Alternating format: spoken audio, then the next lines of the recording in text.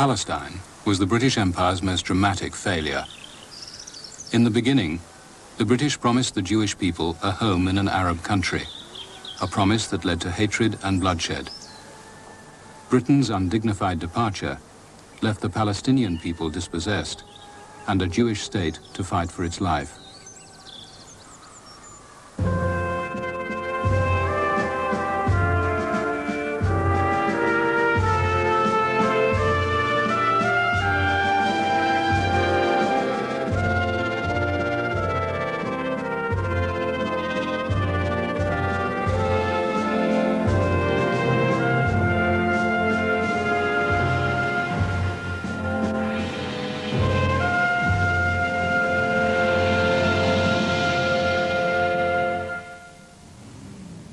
Jerusalem, 1946.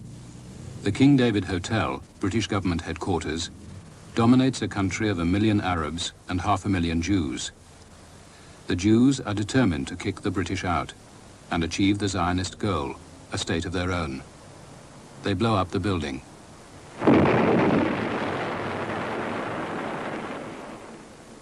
For 2,000 years, Jews worldwide have prayed, "Next year in Jerusalem, we shall return to Zion."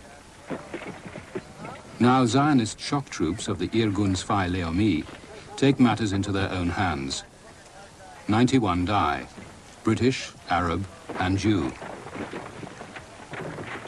I don't accept there was any brutality in anything we did. We were fighting a war. And a war involves, of course, force, and it's not good, it's not nice. We should have preferred not to have it. But brutality as such, for the sake of brutality, I don't believe anybody can accuse us of that. We were hoping that Britain will help us save Palestine. Will help us save Palestine. All we wanted to Britain get out of Palestine and let us take it over and let democratic rule prevail there, which recognizes the rights of everybody living in Palestine. My feeling was that we had task to try to guide a country and its people towards a prosperous and happy future. And here were one side of the equation who were using what we regarded, or what I regarded anyhow, as pretty unscrupulous means to pressurize us through world opinion. Now, I mentioned that the Zionist cause in Palestine had a wider support in world opinion than any other colonial cause has ever had. Zionism was born in Europe in the late 19th century, a Jewish dream of freedom from persecution in the biblical land of milk and honey. But to settle in a country inhabited by Arabs, the Jews needed protection. The British were to provide it.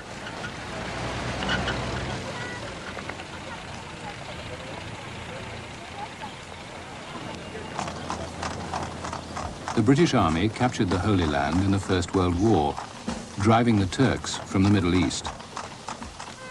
Britain had a vision of a great new imperial domain stretching from India to Egypt. The victorious powers carved new states out of the desert, appointing their rulers. The British wanted Palestine as a military base to protect the vital artery of the empire, the Suez Canal. For this, they needed international approval. The Zionists tipped the balance. The Zionists were the people who were lobbying all over the world in the Versailles Peace Conference and everywhere else to see that Britain did get this charge, so that there was a contract here. We would help Britain become the ruling power, and Britain would help us to develop the Jewish national home. الإنجليز دخلت بلادنا سنة 17 وأنا كان عمري 7 سنين وحضرت تركيا وما كان في البلاد شيء إلا يهود وعرب مثل الإخوة وما في بيننا شيء اللي نعد حرابة لكن الإنجليز استعماري كان يجيب بالألوف من الهجرة من اليهود ويحط في البلاد وحتى عمر وخلاهم يشتروا الأرض ويعملوا كل شيء ودخلت في الجيش 10 سنين وعارف السياسة تبعهم. The Jewish settlers arrived from Europe to be looked after by their own administration, the Jewish Agency.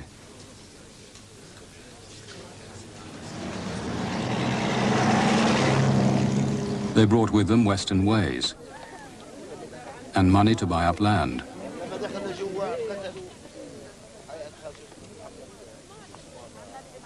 Thousands of Palestinian peasants were evicted, and in the towns many of the new jobs were for Jews only.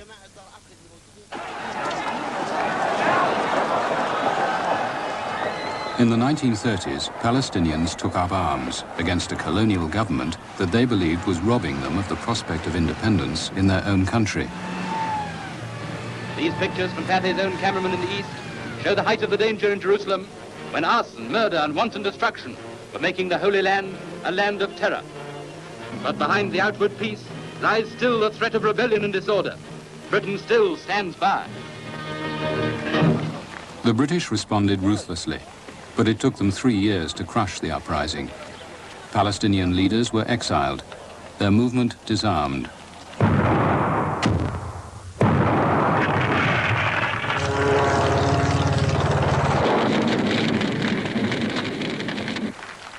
Hitler's defeat in the Second World War revealed the unbelievable.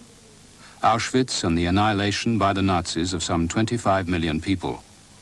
6 million were Jews.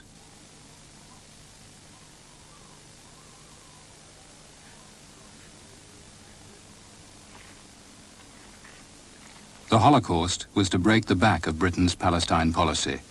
It won the Jews worldwide sympathy and the Zionists support in their demand for a Jewish state. They can smile now, these people who a few short weeks ago thought they would never smile again.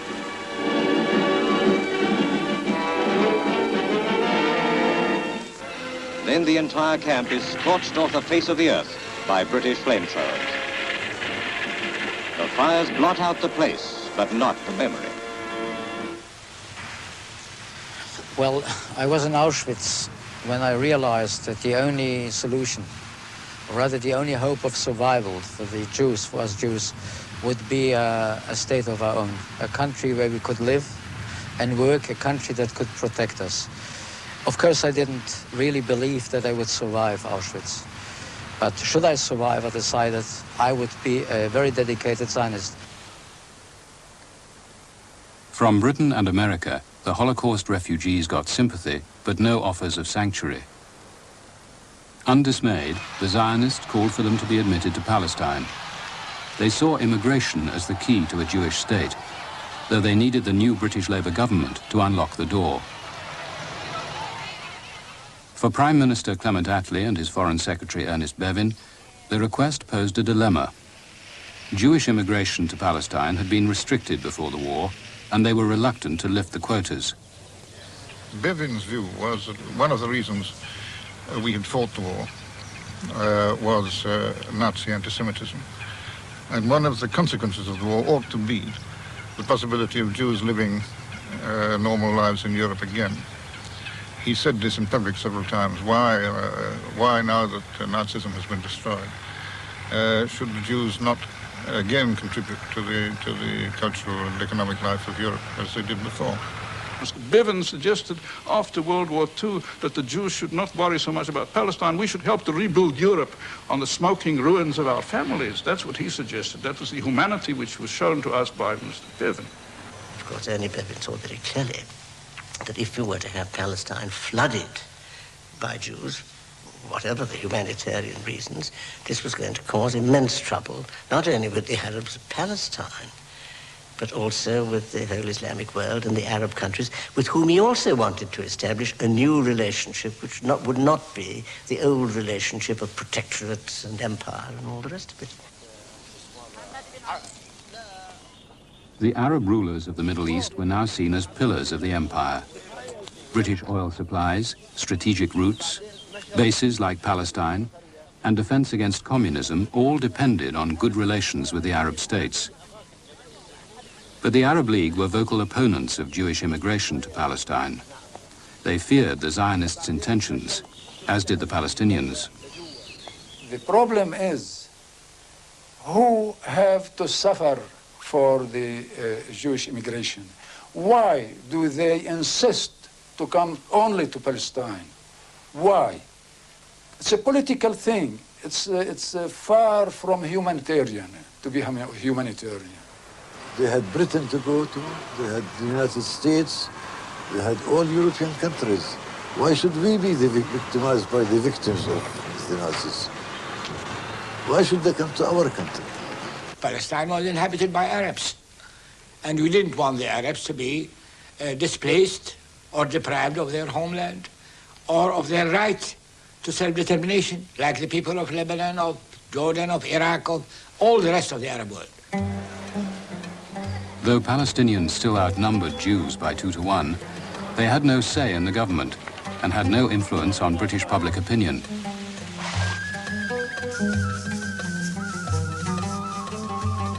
Palestinian communities in towns and villages, along with their cause, were either ignored by the Western camera or portrayed in biblical cliches.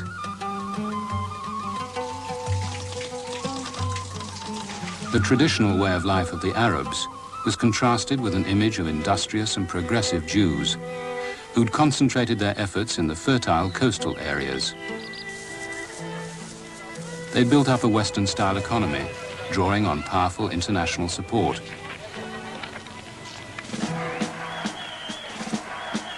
They also had an underground army, 50,000 strong, the Haganah. By 1946, the Zionists were using all these resources to defy Britain's immigration quotas. I joined the Bricha. Bricha means escape, which was a division of the Haganah, of the Jewish underground movement. And in fact, my job was to smuggle people from the German border into Belgium or into France directly, or from Belgium into France. Most of the DP, the displaced person camps, were in the British zone, and they wanted to stop the Jews from going to Palestine, and they realized that the Haganah was in fact taking them to Palestine.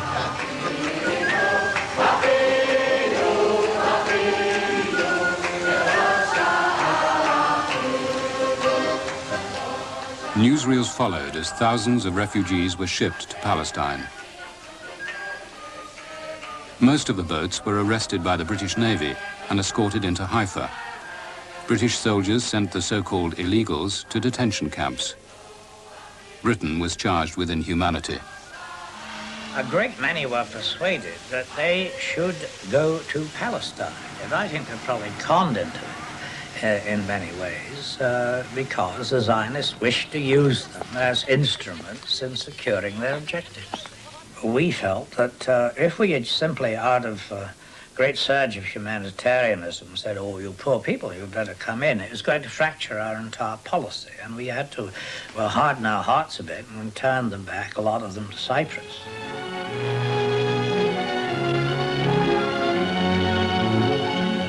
Onto that British vessel, Zionists are transferred from a small Jewish refugee ship to be deported to Cyprus, and some try to resist. So near to Zion, and now to be taken away.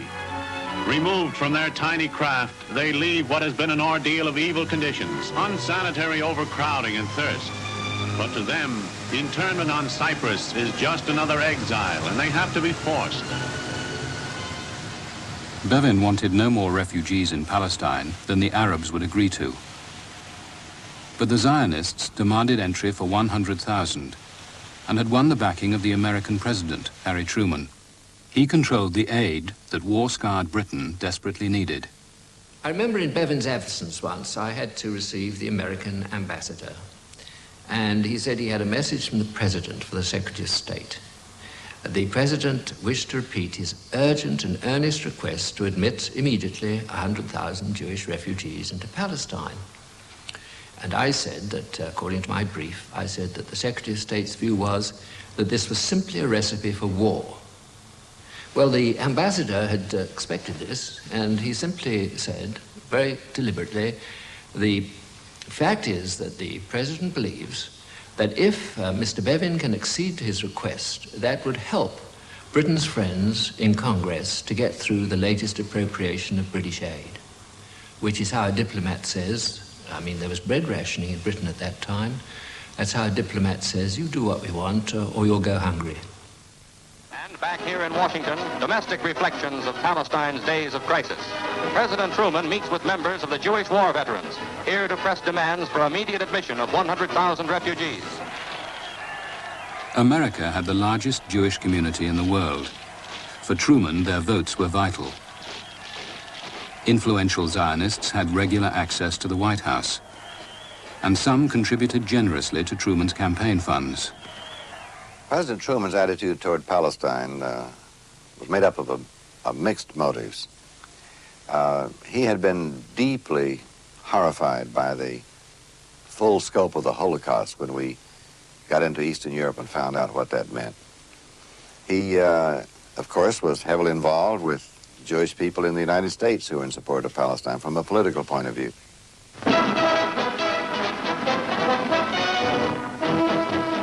Before every election, the influence of the Zionists reached a peak.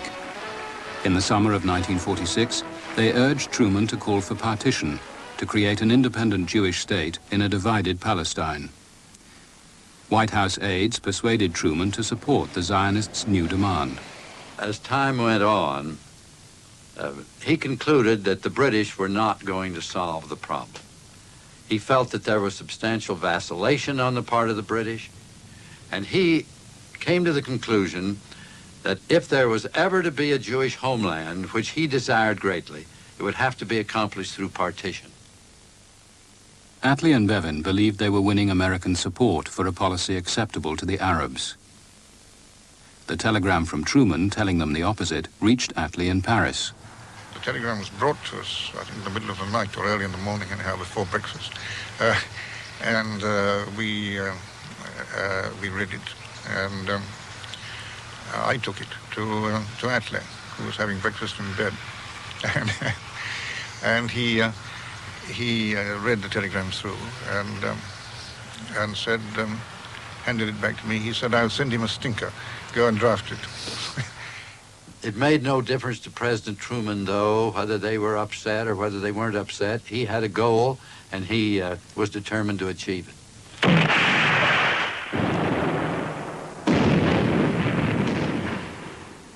In Palestine itself, the Zionists had turned to more direct methods. The campaign was led in secret by David Ben-Gurion and the leaders of the Jewish Agency, official advisors to the colonial government. Now they linked up with Menachem Begin, leader of the Irgun, and other extremists. This Irgun film helped raise money in America for secret shipments of arms.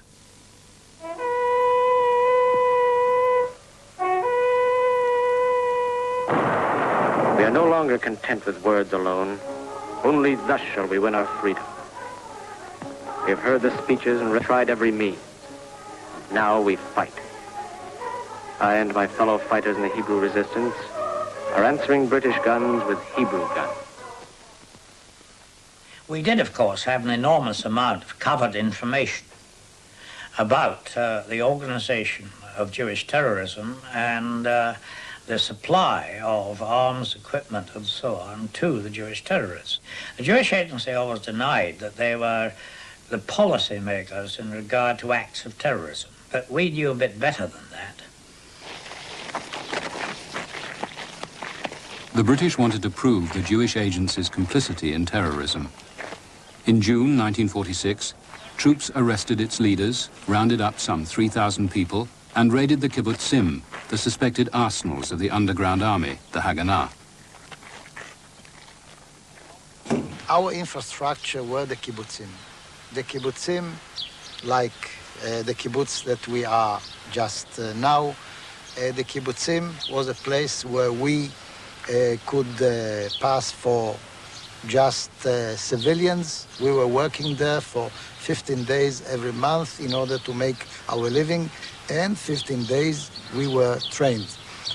And in every kibbutz, we have a store, underground store for arms. One of the unit, in fact, who were searching an outhouse and toilet, he had occasion, in fact, to use the toilet, and was quite surprised that once having pulled the chain and levered the seat in a particular direction, he started, in fact, to rise on his seat.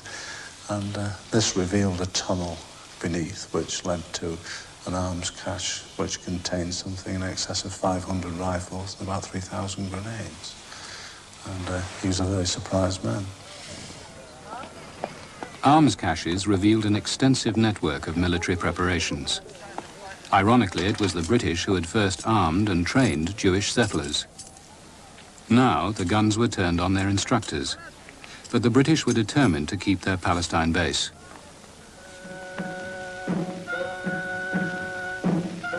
This is Jerusalem, a name in every day's headline news. Pathé takes you into this city to show you where and how the British soldier is carrying out the dirtiest, most dangerous and most thankless job in the world today. For him, Jerusalem has no glamour, no mystery and no rewards. Only hard work and constant nerve-breaking suspense. Barbed wire, a people sullen and hostile. While Arab and Jew have a cause to battle for, the British soldier is there only because it is his job to keep the peace. That is the British Tommy's life in Palestine today. We salute him. Our armed forces were very strong in the Middle East. There was the base in Egypt and also a lot of troops in Palestine, mainly used, of course, in dealing with Jewish and Arab malcontents, but still also a military base.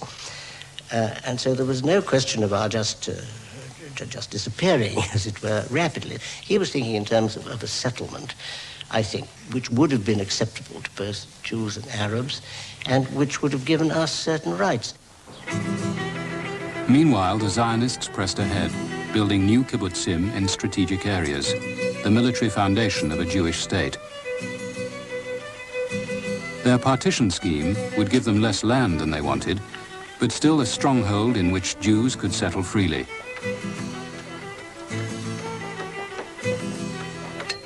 Faced with the overwhelming energy of the Zionists, a Palestinian leader appealed to the British. All we ask is to have the natural right of all nations, independence. We seek the setting up of a democratic government in which all genuine citizens will have the same rights and the same obligations. Although the Arab League backed the Palestinian demand, Britain rejected it. But the Arabs still relied on Britain to withstand Zionist pressure. Compared with the Zionists, they were separated by the totally different culture and procedures and politics of their countries and ours. I mean, if they did make some kind of submission in writing, it would be wrongly worded, the arguments would be wrong, it would be sent to the wrong person. Whereas, of course, the Zionist lobby was right in among British politics, and there were Zionists so close to the cabinet that there have been instances where cabinet ministers actually telephoned the result of a cabinet meeting straight to the Zionist concern. Well, the fact is that the Arab states had never accurately estimated nor realized the power of Zionism. And they thought the Zionists were just a few Jews who were in Palestine and a few Jews who we know in Iraq and around.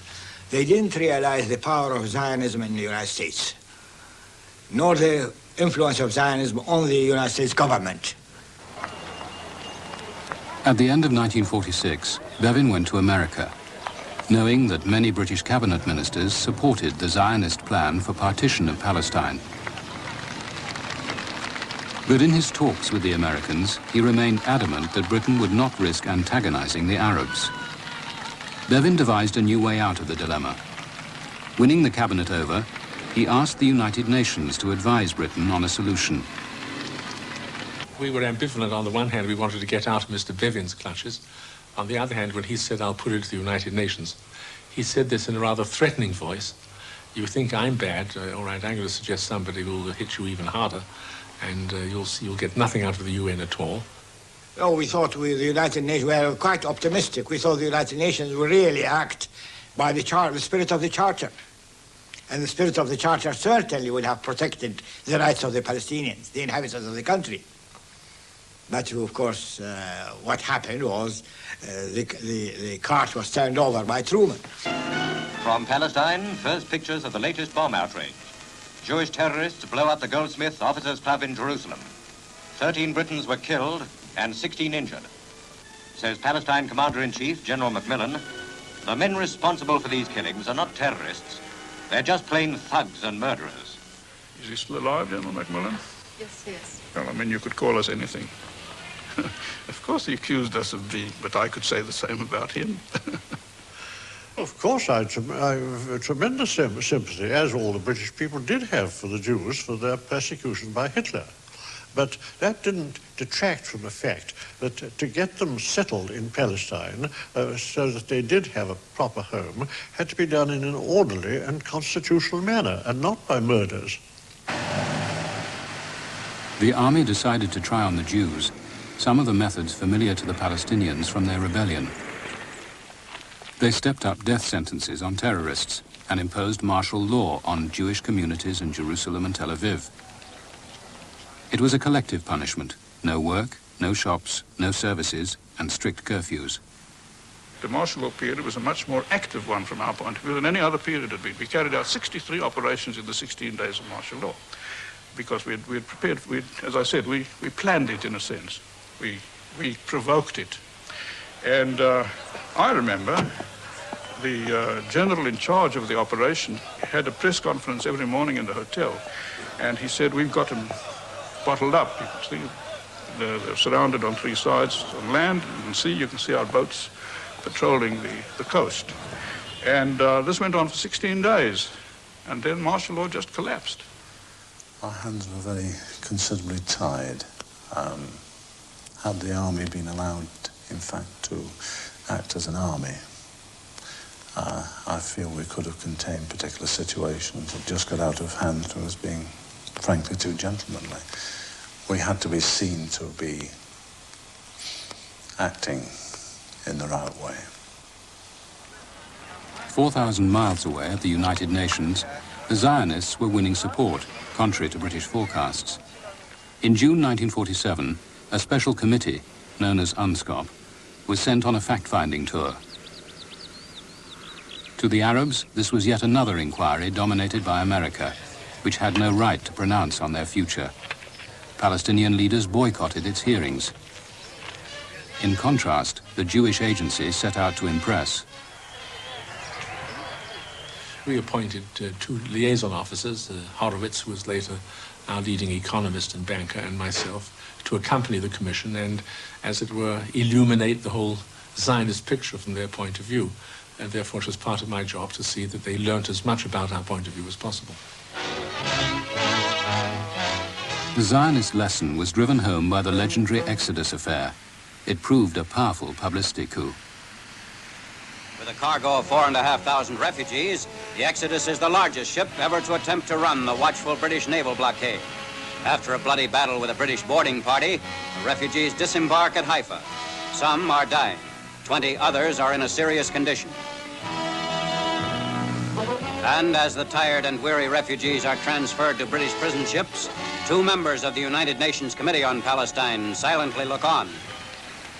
They actually went on board, some members of the UN Commission, and they saw the hose pipes and the tear gas being turned on these very wretched-looking people who had escaped from concentration camps in Germany.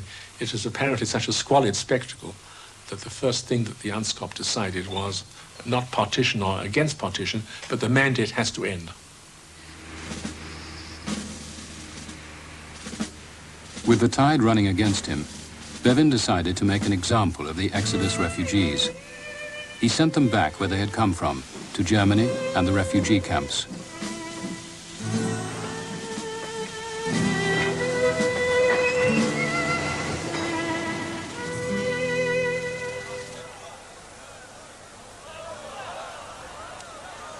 For Bevin, it was a propaganda disaster.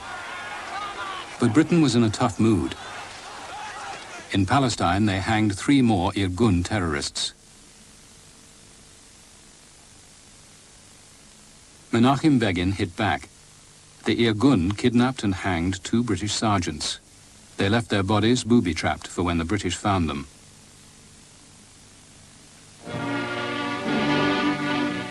All decent people must have been horrified by the murder by Jewish terrorists of the 2 British sergeants, Mervyn Pace and Clifford Martin. Until the appalling situation in Palestine is cleared up, unspeakable outrages may well continue. With the burial of the sergeants went British hopes for a future in Palestine. Parliament and the public demanded the withdrawal of British troops. I'm am speaking on behalf of my mother, Mrs. Martin, who is broken-hearted and prostrate at the terrible news of the loss of her son. And let us hope that we can find a solution to this terrible problem in Palestine and bring an end to all this unnecessary murdering of young British innocent servicemen. Obviously, it was becoming increasingly difficult for the armed forces to maintain law and order. Especially at that time, it was the Jews, I mean, who were obviously producing an extremely effective underground movement. And Bevin would have liked to deal with it, but it wasn't possible. We were under very strong political pressure from the Foreign Office because they were looking at the wider national relations, for example, with the United States and also with the Arab world, and they were doing a careful balancing act, which often amounts to, well, anything you do will be difficult and dangerous, so let's do very little. By the autumn of 1947, the cabinet had to make a decision. Economic crisis had forced Attlee once again to go cap in hand to America. The UN Special Committee had recommended that the British should go, leaving Palestine partitioned into a Jewish and an Arab state. Bevin said partition would mean war, and warned the UN that Britain would have no part in it. But at the General Assembly in November, the Zionists and the Americans used strong-arm tactics to win votes. We were working very hard under the direct personal instruction of President Truman to get a successful vote on that. We used all the persuasion we could with delegates in New York. We went to many capitals bilaterally to try to get their governments to be sure that they had the instructions to work with us on this matter. So in the meantime, pressure was brought on the states, on the capitals. And telephones from the Zionists and from Truman to the capitals, to heads of states, commands came to the members to change their votes. And some of them, like Romulo, had to run away because he was threatened by the Zionists. Haiti's representative began to cry when he was forced to change his vote. Belt of Cuba resigned as a messenger to Washington and to the United States, resigned rather than vote for partition. So Cuba appointed somebody else to vote for partition. The cleanliness of the case was destroyed. It was no more a clean business. You are British, you appreciate sportsmanship and being a clean game. It was no more a clean game. And I said that in the United Nations in 1947. I said the United Nations General Assembly has no jurisdiction and no right to partition a country against the wishes of the inhabitants. The vote to partition Palestine would in the event mean war, for the Palestinians to defend their country, for the Jews to win a state. The Jewish people at once began to celebrate the United Nations decision. If they hadn't got all they wanted, they had at least gained the verdict for the setting up of a new Jewish state, and their rejoicing was obviously a spontaneous affair. 2 days later, this was the typical scene. Arabs advancing on the center of Jerusalem at the beginning of a 3-day strike and an orgy of wrecking, looting, and bloodshed. As Jews retaliated and the chaos spread, so began the most extraordinary 6 months of British colonial rule anywhere. Britain announced it would quit, in its own good time. Meanwhile, the British would do nothing but protect their own backs while the slow process of evacuation began. They would not maintain law and order, nor would they implement the United Nations plan to set up a Jewish and an Arab state, nor would they let in the UN officials to do so themselves. For Bevin, this was the only honorable course. We said, all right, the United Nations has a plan. We're not going to oppose it, but we don't think it'll work. It'll cause too much trouble with Arabs and Jews, and we are not going to take responsibility of executing it. If we tried to impose partition, we would at once alienate the Arabs and probably start a war with them. The Arabs would then possibly gravitate to be friends with the Russians, and we would be involved in a futile war fighting Arabs who were our friends on behalf of Jews who you could hardly say were our friends at the time.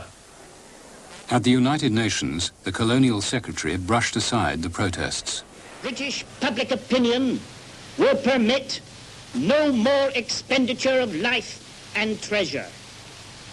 It will acquiesce no longer in the use of British forces and the squandering of British lives to impose a policy in Palestine which one or other of the parties is determined to resist.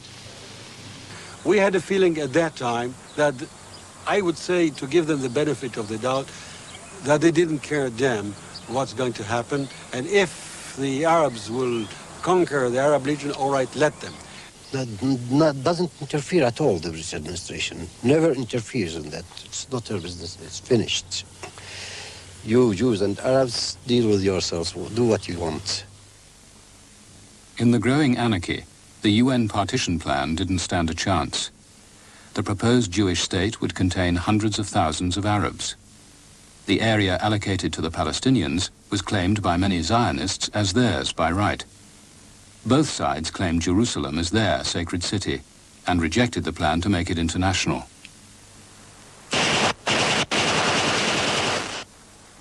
In the vacuum created by the British, the issue was to be settled by the gun. Jewish forces were well prepared. They now trained openly for war. They'd set up a government for Jewish areas. The commanders saw no reason to keep within the UN boundaries. The Arabs, after all, had rejected them first.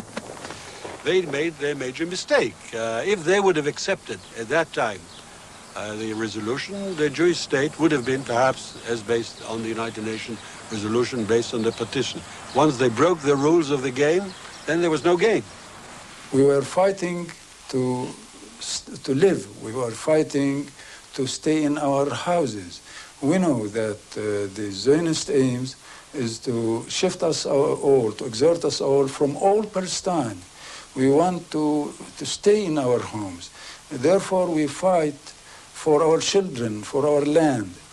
No one was well trained. The Jews were well trained because they knew what they were planning for. But we did not know what we were planning for because of our beloved leaders at that time. The Palestinian leaders had been in exile and military activity suppressed. Now, villagers and groups of irregulars began training themselves, acquiring weapons where they could.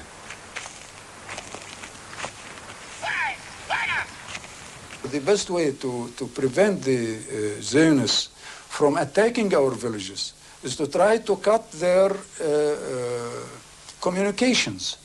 Therefore, we attacked the convoys, and believe me, all the convoys we attacked were in armored cars, buses and trucks, and they were all armored cars from the steel the British troops provided for the Jews.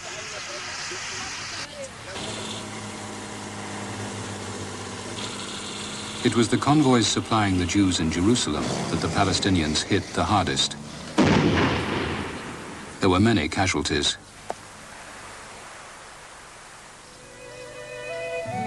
The wrecks have since been made into monuments.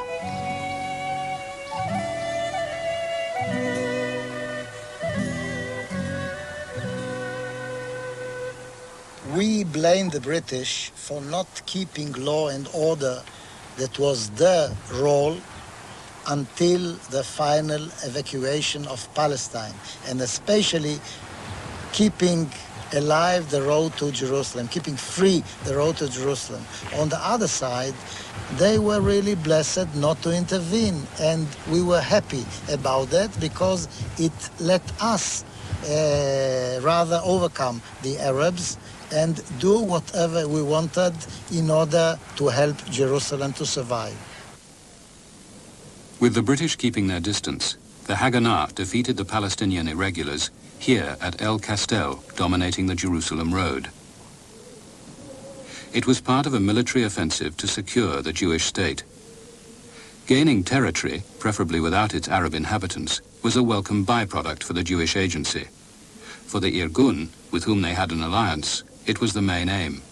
We had a plan that while we couldn't force the Jewish agency to go back on its agreement to the partition scheme, we as dissidents, and we didn't mind what they called us, thugs or terrorists or whatever, would go beyond these boundaries, win the battles as we hoped, and then hand over the territory as such to the Haganah to look after. Jerusalem was one area in which there was a cooperation between the Irgun and the Haganah, and the commander of Jerusalem was giving latitude that according to the interest and according to his forces to cooperate with the Irgun.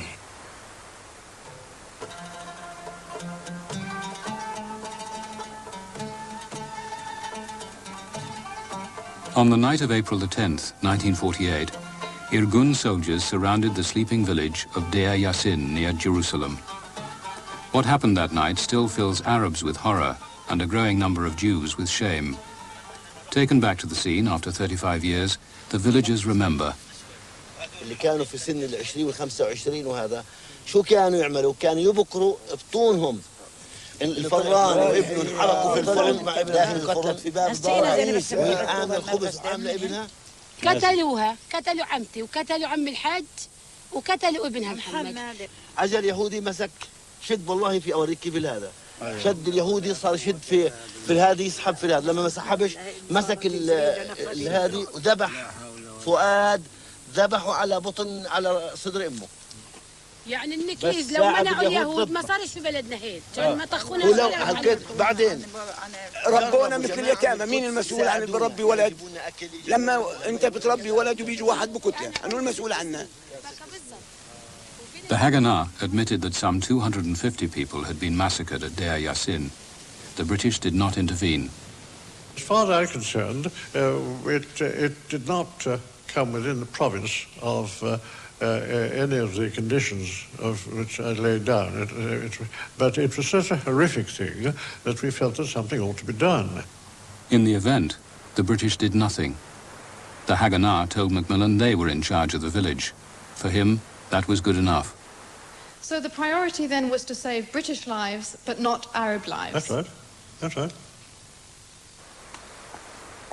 As news of the massacre at Deir Yassin spread, the Palestinians began to flee in panic, some at gunpoint.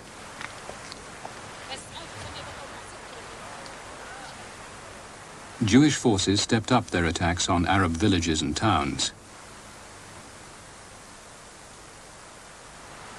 In many cases, they found themselves caught between, let's say, the devil and the deep blue sea, if you like.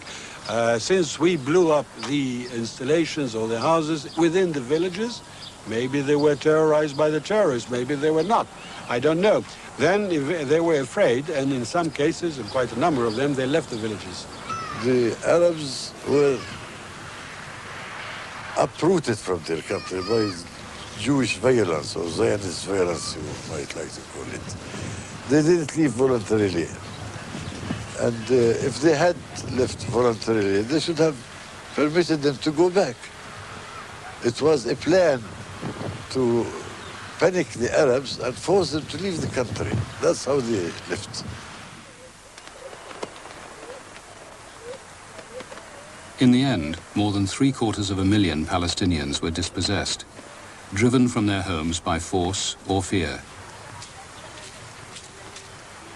Most found shelter in makeshift camps, which later became their permanent homes.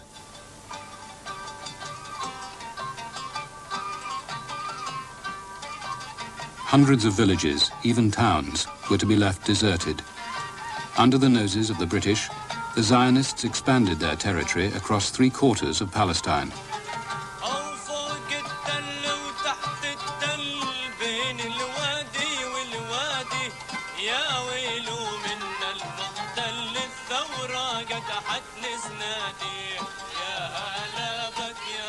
In desperation, the Palestinians looked to their neighbors. The Arab states had promised to defend Palestine. But whether for the Palestinians or for themselves had never been clear. We decided to set up a shadow government for the whole of Palestine. So when the British withdraw, it will take over the country. We couldn't do it by ourselves. We had to obtain Arab support. The Arab states did not see our point of view due to American and British influence. The Arab armies were equipped by Britain. In an attempt to avert war, Bevin set up a deal with Abdullah, King of Jordan.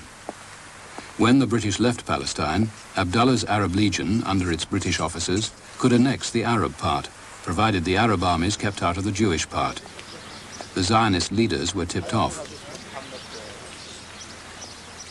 On one occasion, I was in the delegates' lounge of the United Nations, talking with Colonial Minister Creech Jones and Mr. Charette of the Zionist group. Just the three of us, and at one point, Mr. Creech Jones turned to Charette and said, "We know you're going to have your Arab state in Palestine, your Jewish state in Palestine. Of course, the Arab Legion would move, but it will move only into those areas assigned to the Arabs under the partition arrangement." Well, Charette, of course, took that as a statement of the greatest possible importance because the Arab Legion was the only effectively organized force in the Arab world, and it was under British command. Despite the secret maneuvers of the British, their imminent departure now threatened to unleash war. Volunteers flocked to join the Arab armies as they gathered on the borders of Palestine. But their vast numbers gave a false impression. We never had an army to fight with. Why did we get into this war? We had simply, the British didn't let us have an army. They let us have a few soldiers for receptions and for protocol and for drums and music, not for guns. So Britain is responsible for the weakness of the Arabs, but the Arabs themselves are to be blamed for lack of knowledge, lack of preparation, lack of unity. That's my view. We were not going to help either side. I mean, we were, I think there became perhaps a bit later this agreement with the Americans that they would not arm the new state of Israel, in return for which we would stop our sending of arms to Arab countries. On the 12th of May, 48, and I was still much younger than I am now, I was the head of the operations, I was summoned suddenly by Ben Gurion to an emergency meeting of the temporary government of Israel. It was on a Wednesday, and about 10 of the 13 members were sitting there, and Ben Gurion said to me, "We are about to decide to declare the state of Israel the moment the British will quit on the 15th. But members here would like to know from you, objectively as you can, without any expressing your own feelings whether a state should be declared or not, what are the chances of us defending this future state if the British will leave and the Arabs will invade the country?" I must say that this was the most difficult answer I ever had to give. And the gist of the answer was that I said that it is 50-50. My feeling, and most of our feeling, was this: the Arabs were going to fight us whether we established a state or not. Therefore, why not establish it? Let them fight against us as a state and not fight against us as an anonymous community. On May the 14th, 1948, the British High Commissioner took leave of Jerusalem for the last time. There was no United Nations authority to take his place. No one turned out to cheer or even boo as he left by the back streets for Haifa.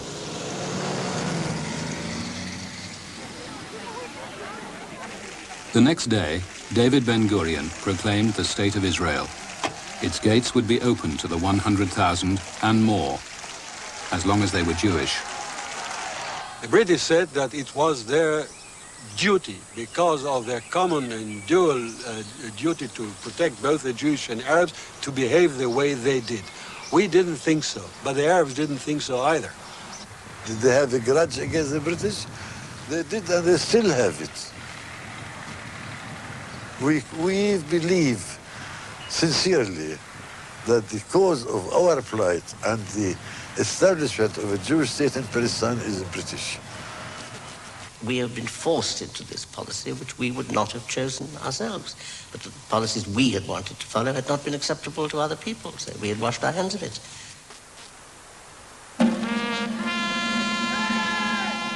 Palestine, the peaceful land the British took over, they turned into a battlefield.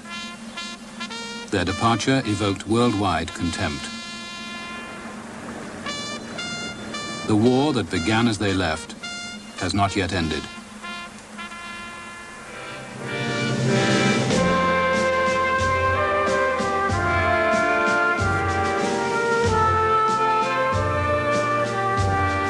The hardback book End of Empire is available at all bookstores, including the ABC shop in your capital city. In a few moments, ABC News, then our simulcast of The Requiem by Verdi.